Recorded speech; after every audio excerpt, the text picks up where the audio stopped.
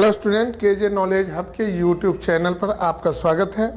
तो आइए आज हम लोग 20 प्रश्नों के बारे में जानकारी साझा करते हैं। सबसे पहला प्रश्न है, विश्व निमोनिया दिवस कब मनाया जाता है? निमोनिया बैक्टीरिया के द्वारा, जीवाणु के द्वारा एक होने वाली बीमारी है जिसके कारण बहुत सारे लोग जो हैं प्रत्येक वर्ष मारे जाते हैं। यह सूक्ष्म जीवों यानी बैक्टीरिया के द्वारा, जीवाणु के द्वारा होने वाली एक बीमारी है। तो विश्व न्यूमोनिया दिवस 12 नवंबर को मनाया जाता है। प्रतिवर्ष 12 नवंबर को विश्व न्यूमोनिया दिवस मनाया जाता है ताकि न्यूमोनिया से मनुष्य को बचाया जा सके। इसके लिए लोगों में जागरूकता पैदा की जा सके। अगला सवाल है, महाराष्ट्र में काली मिट्टी को क्या कहा जाता है? आप जानते हैं कि भारत में काली मिट्टी महाराष्ट्र, गुजरात, आंध्र प्रदेश जैसे क्षेत्रों में पाई जाती है। महाराष्ट्र में काली मिट्टी को किस नाम से जाना जाता है? आग्नेय मिट्टी, बेसाल्ट मिट्टी, लावा मिट्टी, रेगूर मिट्टी। तो महाराष्ट्र के लोग काली मिट्टी को रेगूर मिट्टी के नाम से जानते हैं। इसे वहां के लोग कपासी मिट्टी भी कहते हैं, क्योंकि काली मिट्टी में कपास और गन्ने की खेती बहुतायत मात्रा में की जाती है। अगला सवाल है, खालसा पंथ की स्थापना किसने की थी? हमारा ऑप्शन है गुरु अर्जुन देव ने। ये सभी सिखों के गुरु थे। गुरु तेग बहादुर जी ने, गुरु हरिगोविंद जी ने, गुरु गोविंद सिंह जी ने। तो हमारा उत्तर होगा 1699 में गुरु गोविंद सिंह ने आनंदपुर साहिब में खालसा पंथ की स्थापना की थी। गुरु गोविंद सिंह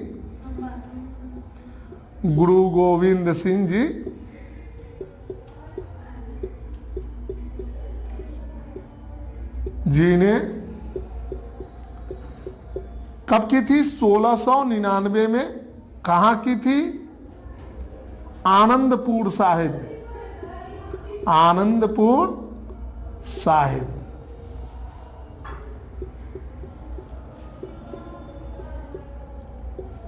सिखों के साथ पहले से दो चीजें थी, कृपान और केस। गुरु गोविंद सिंह ने खालसा पंथ की स्थापना के साथ उनके साथ 3 और चीजों को जोड़ा। ये थे करा, कंघा और कच्छा। पहले से था कृपान और केस। गुरु गोविंद सिंह ने जब खालसा पंथ की स्थापना की तो इन्होंने 3 चीजों का समावेश किया, कंघा, कच्छा और करा। कड़ा हाथ में पहना जाता है, कंघा जो है वे बाल में लगाते हैं।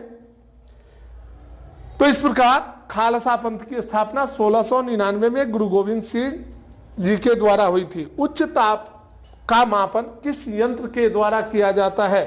तो स्टूडेंट, थर्मामीटर के द्वारा। थर्मामीटर कई प्रकार के होते हैं, उसके द्वारा हम ताप मापते हैं। तो थर्मामीटर के द्वारा हम उच्च ताप को नहीं माप सकते हैं। Pyrometer, galvanometer, anemometer. तो उच्च ताप को मापने के लिए पायरोमीटर का प्रयोग किया जाता है। जब अत्यधिक ताप होता है उसको मापने के लिए किस यंत्र का प्रयोग किया जाता है? पायरोमीटर का। थर्मामीटर से हम कम ताप को मापते हैं। जिसका तापमान कम होता है वैसी वस्तुओं के ताप को मापने के लिए हम थर्मामीटर का प्रयोग करते हैं। जैसे मानव शरीर के ताप को मापने के लिए हम लोग फ़ारेनहाइट तापमापी का प्रयोग करते हैं। डिग्री सेल्सियस तापमापी का प्रयोग किया जाता है तापमान मापने के लिए। केल्विन का प्रयोग किया जाता है। तो हमारा उत्तर होगा पायरोमीटर। अब हम लोग 5वें प्रश्न की ओर बढ़ते हैं। देखते हैं 5वां प्रश्न, भारत के किस राज्य में सर्वप्रथम अनुच्छेद 356 धारा 356 का प्रयोग करते हुए सरकार बर्खास्त करने के लिए राष्ट्रपति शासन लगाया गया था? उत्तर प्रदेश, बिहार, गुजरात, केरल। इसका उत्तर केरल होगा। केरल लगाया गया था सरकार बर्खास्त करने के लिए। नंबूदरीपाद महोदय की सरकार थी, कम्युनिस्ट सरकार। 31 जुलाई 1959 को। लेकिन भारत में पहली बार राष्ट्रपति शासन पंजाब में लगाया गया था 1951 में, जब कांग्रेस पार्टी के विधायक दल में टूट-फूट हुई थी, लेकिन वहां सरकार बर्खास्त नहीं की गई थी। सिर्फ वहां पर राष्ट्रपति शासन लगा करके विधानसभा को डिसॉल्व नहीं किया गया था, उसको बचा कर रखा गया था। अगला सवाल है 6 नंबर, हिंदुस्तान बायोटिक्स लिमिटेड की स्थापना कहां की गई थी? तो इसका उत्तर होगा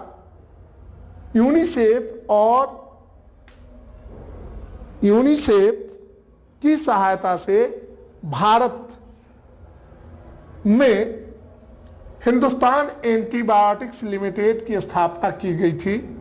कहां की गई थी? 1954 में की गई थी। कब की गई थी? तो 1954 में की गई थी। क्या कानपुर में की गई थी, दिल्ली में की गई थी, मुंबई में की गई थी, पिंपरी में की गई थी? ये सारे के सारे क्षेत्र जो हैं औषधि उद्योग के लिए बहुत ही महत्वपूर्ण है। तो इसका उत्तर होगा पिंपरी, पुणे में की गई थी। पिंपरी, पुणे, ये महाराष्ट्र में है। और साल था 1954।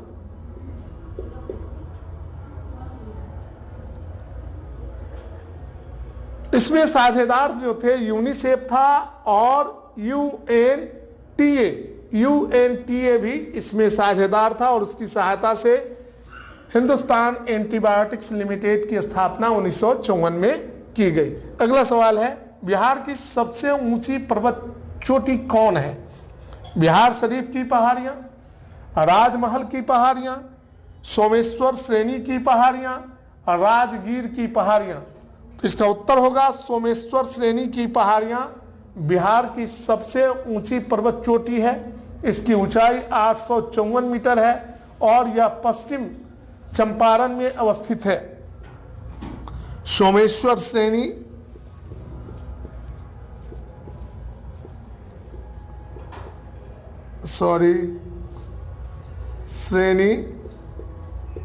और इसकी ऊंचाई है 854 मीटर। ये कहां अवस्थित है? पश्चिम चंपारण में। पश्चिम चंपारण के रामनगर प्रखंड में। रामनगर प्रखंड में।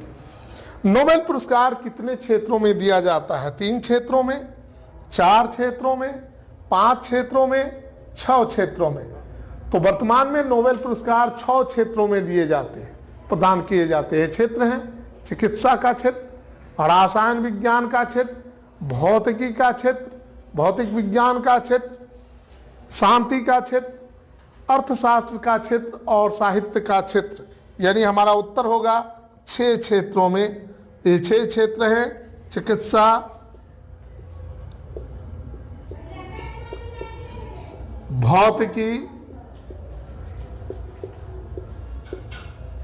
रसायन, अर्थशास्त्र, साहित्य और शांति। इसकी शुरुआत 1901 ईस्वी में अल्फ्रेड नोबेल के नाम पर की गई थी। आज ये 6 क्षेत्रों में प्रदान किया जाता है यह पुरस्कार। तो अब हम लोग देखते हैं 9वें प्रश्न को। गुरु गोविंद सिंह तेल शोधक कारखाना कहां अवस्थित है? गुरु गोविंद सिंह तेल शोधक कारखाना कहां अवस्थित है?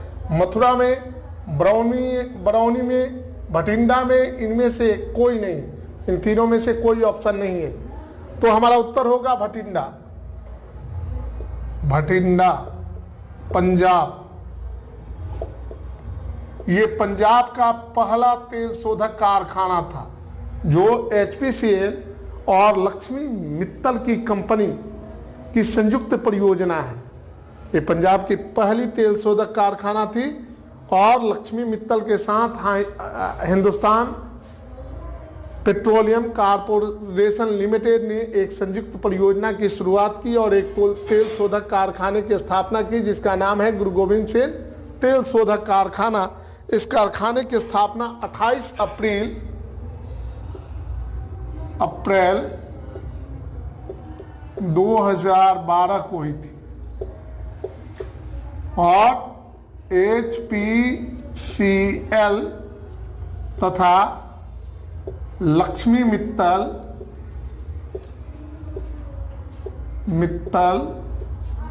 की कंपनी की संयुक्त परियोजना है संयुक्त परियोजना।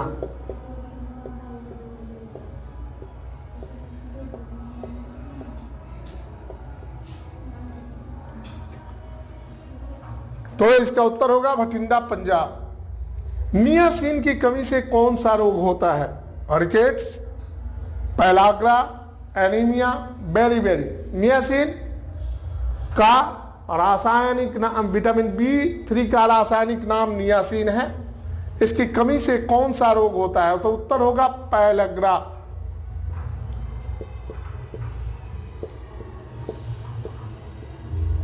इस बीमारी में मनुष्य का शरीर जो है उसकी त्वचा फट जाती है। इसके अलावे ऐसे मनुष्यों में उन्माद की उत्पत्ति होती है और मनुष्य विक्षिप्त हो जाता है, उसका दिमागी संतुलन जो है बिगड़ जाता है। ऐसे रोग को पैलाग्रा कहा जाता है।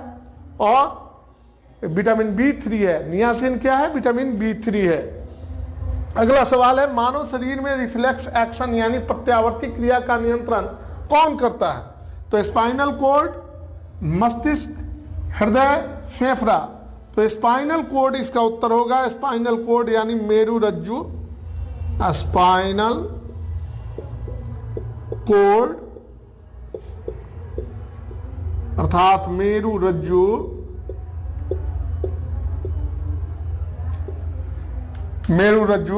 ये जो है हमारे शरीर में रिफ्लेक्स एक्शन पर नियंत्रण रखता है। जैसे पलक का झपकना, छींक आना, ये सब रिफ्लेक्स एक्शन के अंतर्गत आते हैं। यह जो क्रिया है लगातार होती रहती है, लेकिन इसका नियंत्रण जो है मस्तिष्क के द्वारा नहीं होता है, स्पाइनल कॉर्ड के द्वारा होता है। आप जानते हैं कि हमारा जो नर्वस सिस्टम है वे उसके 3 भाग हैं। केंद्रीय nervous system, central nervous system यानी केंद्रीय तंत्रिका तंत्र, परिधीय तंत्रिका तंत्र और स्वायत्त तंत्रिका तंत्र। केंद्रीय तंत्रिका तंत्र के अंतर्गत मस्तिष्क और स्पाइनल कॉर्ड यानी ब्रेन और स्पाइनल कॉर्ड आता है। ग्रीनविच समय यानी GMT, ग्रीनविच मीन टाइम से भारतीय समय कितना आगे या पीछे है? तो भारत जो है ग्रीनिच से 82.5 डिग्री पूर्वी देशांतर पर अवस्थित है। पृथ्वी को एक देशांतर रेखा को पार करने में 4 मिनट का समय लगता है। तो 82 × 4 प्लस 1/2 × 4, 2 दूनी 4, 4 आवाज है, 4 दूनी 8, 4 8 32 प्लस 2 बराबर 330 मिनट।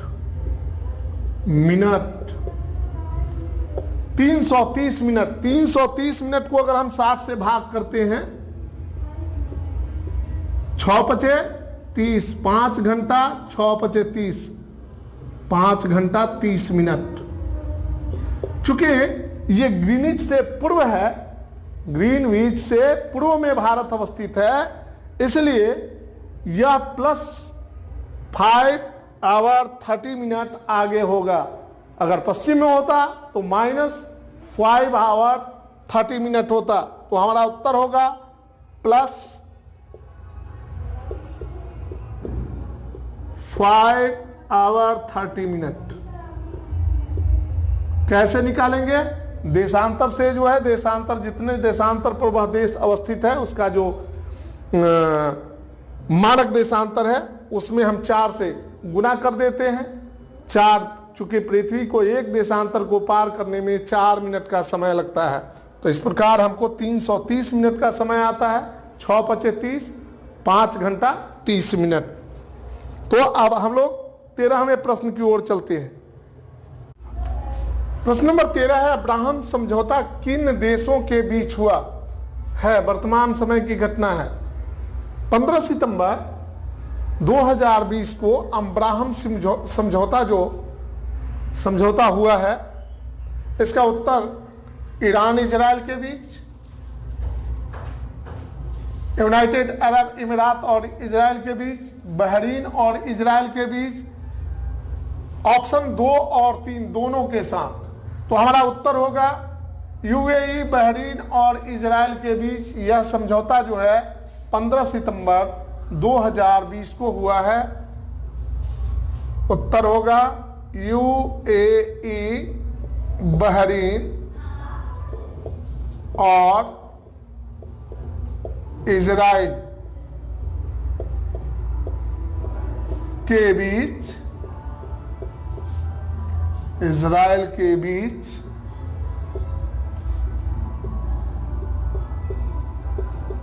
15 सितंबर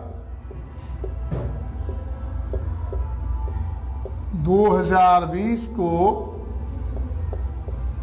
अब्राहम समझौता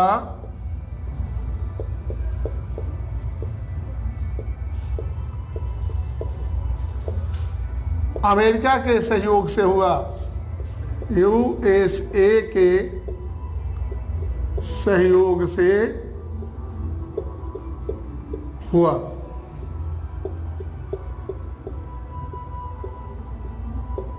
अगला सवाल है, आईएसए का फुल फॉर्म क्या है? आईएसए यानी इंटरनेशनल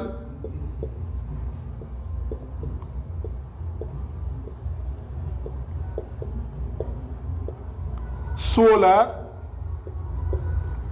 एलायंस, ALLIANCE।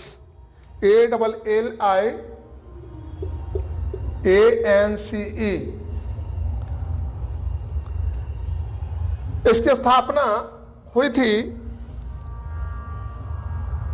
भारत और फ्रांस के सहयोग से।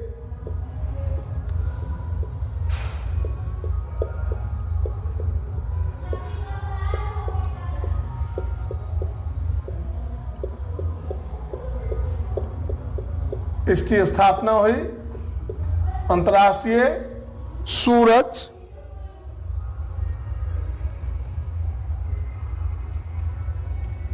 इसकी स्थापना हुई। इसका पहला सभा जो है, प्रथम सम्मेलन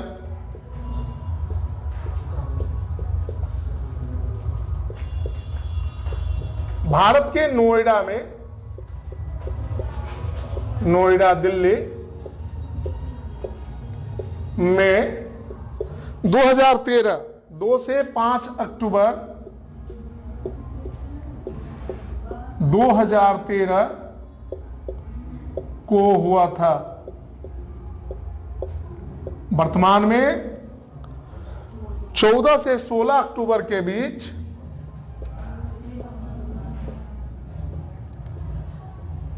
2020 को इसका तीसरा सम्मेलन हुआ है, थर्ड सम्मेलन, तीसरा सम्मेलन।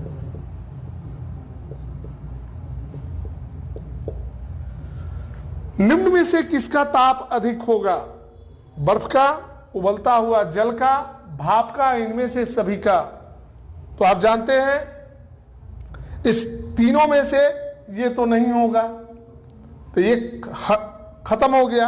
अब बर्फ, उबलता हुआ जल और भाप, तो बर्फ सबसे ठंडा होगा।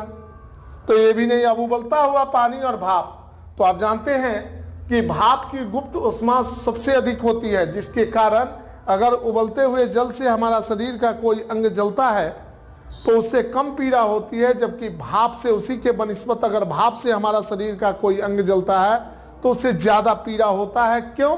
क्योंकि भाप की गुप्त ऊष्मा सबसे अधिक होती है, उबलते हुए जल से अधिक होती है। तो इसका उत्तर होगा भाप। अगला सवाल है, भूटान की मुद्रा क्या है? टका, एनगुल्ट्रम, युआन और रुपया। तो इसका उत्तर होगा एनगुल्ट्रम। आंसर क्या होगा? एनगुल्ट्रम।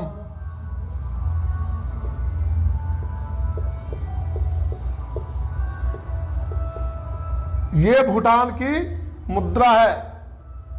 ठीक है, अब हम लोग 17वें प्रश्न की ओर अग्रसर होते हैं कि किस राज्य की साक्षरता दर सबसे कम है? तेलंगाना, ओडिशा, राजस्थान और बिहार। वर्तमान में भारत में 28 राज्य और 8 केंद्र शासित प्रदेश हैं, यानी टोटली 36 केंद्रीय राज्य और राज्य हैं। इनमें से 36वें पोजीशन पर जो है बिहार है, 35वें नंबर पर तेलंगाना है। बिहार साक्षरता दर के हिसाब से भारत का सबसे कम साक्षर राज्य है। 2011 की जनगणना के अनुसार बिहार का साक्षरता दर 63.82% है, जिसमें पुरुषों का साक्षरता दर 73.39 और महिलाओं का साक्षरता दर 53.33% है। तो उत्तर होगा बिहार। 2011 की जनगणना के अनुसार 2011 की जनगणना के अनुसार